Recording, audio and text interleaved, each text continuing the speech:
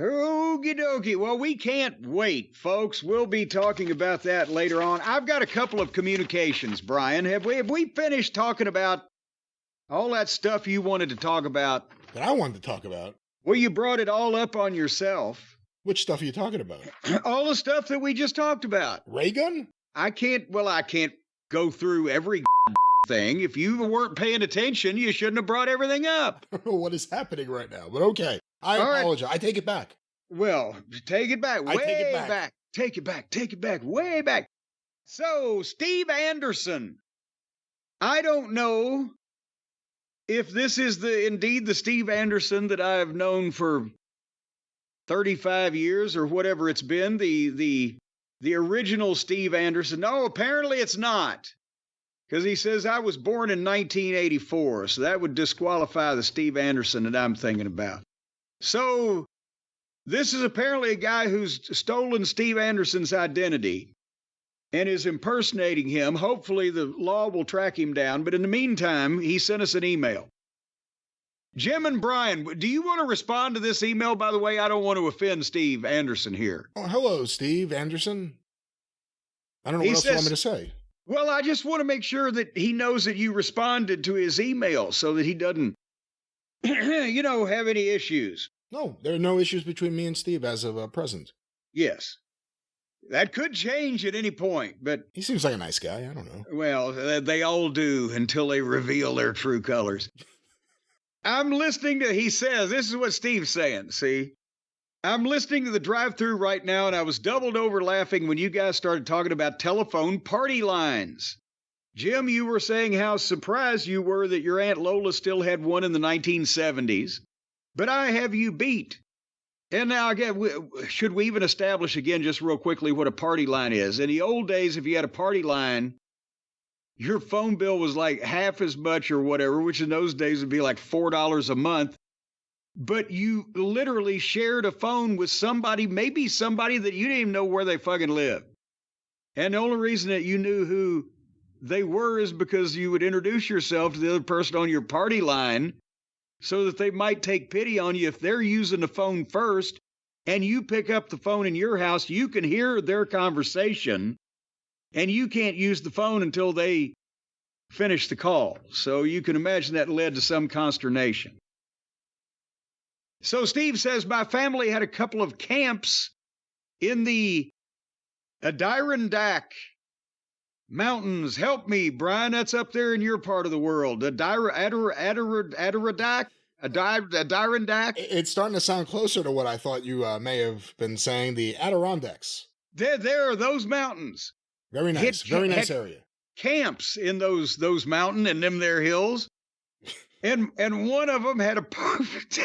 Let me get through this. I'm not doing anything. It's you. It's you and your party line. The party line in your head. Well, one of them had a party line for the telephone. The kicker, though, is that this was literally in the mid-1990s. I was born in 1984, so I'm guessing this was around 94 to 96. We used to go up there for the summers and live there till school started back again in Utica, New York, home of Scott Cornish. So he says there were very few things I enjoyed as much as picking up the phone and realizing that someone else was already using it. I'd pick up the phone and just start making fart noises into it and yelling and screaming swear words. You have to realize I was like 10 years old. I had no idea who the other line on the phone belonged to, and there was nothing you could tell me to stop me from doing it. One day, however, that did in fact come back to bite me in the ass. I got home from baseball practice, and there was an older woman at the front door of my camp yelling and screaming at my mother, wanting to know why she couldn't have a phone conversation without some idiot kid picking up the phone and screaming obscenities over the line. Oh, my God. I caught a little heat for that one, but my dad thought it was absolutely hilarious. Anyway, that whole segment got me. Thanks, guys. Steve, thank you, Steve, for a little bit of levity there, but... maybe that was the problem with Mrs. Spencer. She had had a party line in her younger days, and she was already used to abusive telephone behavior. See, people don't know what you're talking about. I think this is still on the Arcadian Vanguard YouTube channel from when we played it on the 605. Years ago, Dennis Carluzzo, our friend, the wrestling promoter in South Jersey, was trying to call Jim when he lived in Morristown, Tennessee. Whatever number he was trying to call was like 1 or 2 digits off. One number off. And he instead talked to a woman named Mrs. Spencer, who on, the initial call, just, "Hi, can I speak to Jim?" She flipped out on him, started screaming at him, and he started telling people about it, which caused, I don't even know if we should say who was responsible for the phone calls out there, because he's kind of he's out in the public right now, and, I think he's distanced himself from a lot of this wrestling stuff. But he's a very notable person in his area. But he made the phone calls. Dennis in his field. But Dennis is on there. The Iron Sheik is on there.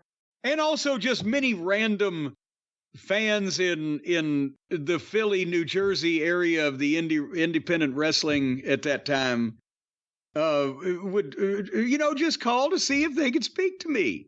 Just because of the reactions. Well, hold on. You know what? Real quick, since you're talking about it, let me see if I can play. Well, and while you're doing that, I will tell the kicker verbally, and then you can give him a sound example. But this had been going on, I don't know, for a number of months, and finally I say, you know what? I can't resist, and I called the number, and that voice answered the phone, and I said, "Hi, this is Jim. Has there been any calls for me?"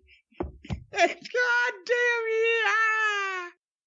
But I wasn't recording mine. I don't know if I have any of the full calls ready. I have some of the sound bites. Hold on. Well, just yes, Go to hell, you son of a bitch, you. Hey, stupid. Go to hell, you motherfucking son of a bitch. Homosexual Jim. You're a liar and a bastard. You motherfucker.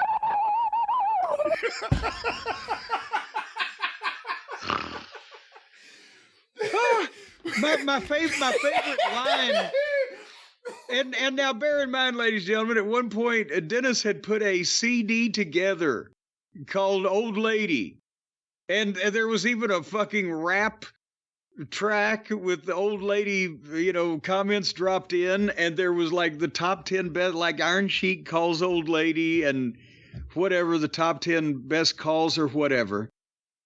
But my favorite line from one of the unedited calls is when she told whoever it was, I don't even know, "I hope you die within the next 30 seconds.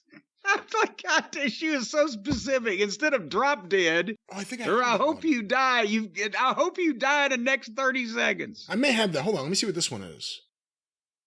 Hello. Who are you? Who are you? Hey, dummy. Can't you talk? Let your ass talk if your mouth can't. You know accents. Where's she from? Oh, shit. This was East Tennessee. It was somewhere, because it was the same area code and the same prefix. So it was somewhere around where I was living, because there weren't any cell phones at that point in time.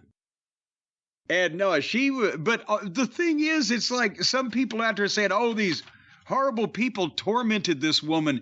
She was instantly, upon the first innocent mistake, the most vile, vulgar, hot-tempered, rude, offensive woman that you could possibly imagine. Is like, what the fuck had happened to her? Now, the Iron Sheik wasn't exactly in a great way, so I don't know if he knew what was happening.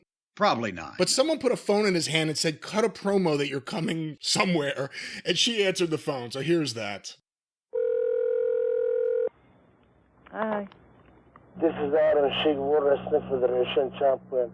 What? I want to say hello to all. Stop dead, damn you. Go to hell. Go to hell. Go to hell. Go to hell.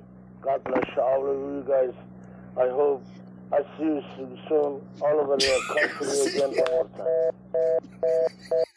Hi. Hello, could you please either put Jim on the phone or change your number? You son of a bitch, you. I'm not changing my number, and there is no fucking Jim here. You've stolen You it? better leave me alone, you motherfucker. Oh, my Lord. Boy, you're a mental case. Let me ask you a question. You stole Jim's number. Oh, my God. See, it's just like, hello to Oh. Hold on, I may have another one here. Oh, keep going. I'm loving it. Hi. Good day to you. Is Jim available?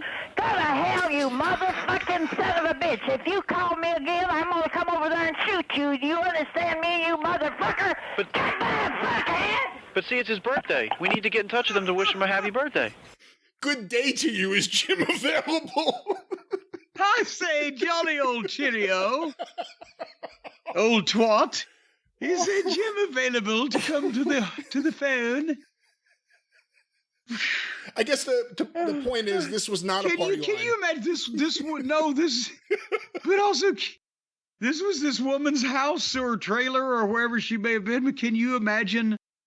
This woman is a woman who mixes out in public and walks up and down the aisleways at Kroger or whatever, or Piggly Wiggly down there, and you would never think that there is a woman that can suddenly erupt into speaking in tongues where the only words that you can understand are mother and fucker. And she had to be, what's fucking 70? See, that's the thing. I don't know. You would know that accent and that voice better. She could be younger, I guess. Nah, she was an elderly woman. She was an older lady, and I bet you erosion had set in early, too. I've heard voices like that before. You know what Dennis Carluzzo would say? What's that? You are nothing but a bottom of the card jobber. By the way, that's what he said to Thunderbolt Patterson. on was it Phil Morton Donahue Downey. or Morton Downey? Yes, one of those people. Oh God, he's just a bottom of the card jobber. I love Dennis's accent. Yo. You fuck son of a bitch, you. I hope you die in the next 30 minutes, you motherfucking bastard, you. Wake up, you stupid jackass. Oh, I'm sorry. I hope you die in the next 30 minutes. I thought it was 30 seconds. The next 30 minutes. Which is even more oddly specific, isn't it?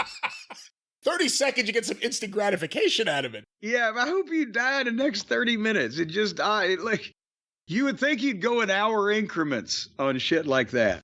By minute 29, you're off the call. You're like, I hope it happened. We're getting close to the deadline. And then the next call comes in. If it's 32 minutes later, son of a bitch, he's still around.